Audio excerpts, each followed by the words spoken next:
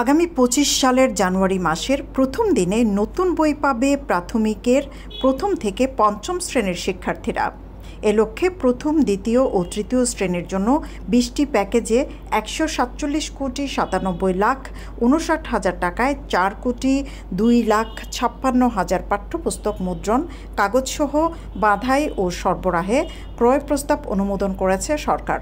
মঙ্গলবার সচিবালয়ের অর্থ ও বাণিজ্য উপদেষ্টা ডক্টর সালেহউদ্দিন আহমেদের সভাপতিত্বে অনুষ্ঠিত সরকারি ক্রয় সংক্রান্ত উপদেষ্টা কমিটির বৈঠকে এই অনুমোদন দেওয়া হয়।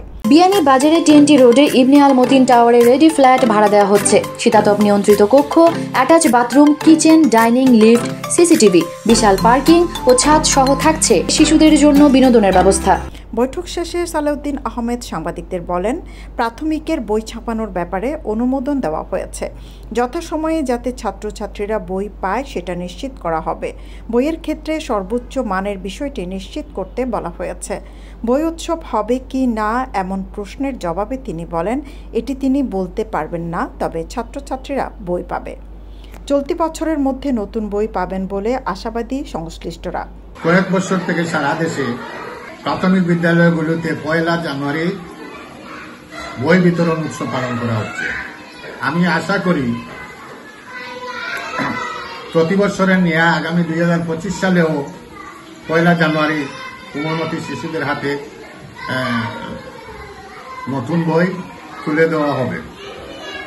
আমরা আগামী ডিসেম্বরের মাসের মধ্যে নতুন বই পাব বলে আমরা আশা করি। সরকারের ঐকান্তিক প্রচেষ্টায় আগামী ডিসেম্বরের মধ্যে প্রতিটা স্কুলে বই চলে আসবে বলে আমি আশা করছি। করোনাকাল ছাড়া ২০১০ সাল থেকে শিক্ষাবর্ষের প্রথম দিন সারা দেশে শিক্ষা প্রতিষ্ঠানগুলোয় উৎসব করে প্রাথমিক ও মাধ্যমিক স্তরের শিক্ষার্থীদের হাতে বিনামূল্যে বই তুলে দিচ্ছে সরকার। শিক্ষার্থীরা খালি হাতে শিক্ষা প্রতিষ্ঠানে গিয়ে নতুন বই হাতে খুশি মনে বাড়ি ফেরে। এটি এখন রেওয়াজে পরিণত হয়েছে। সৈয়দা আখি হক, এবিটিভি।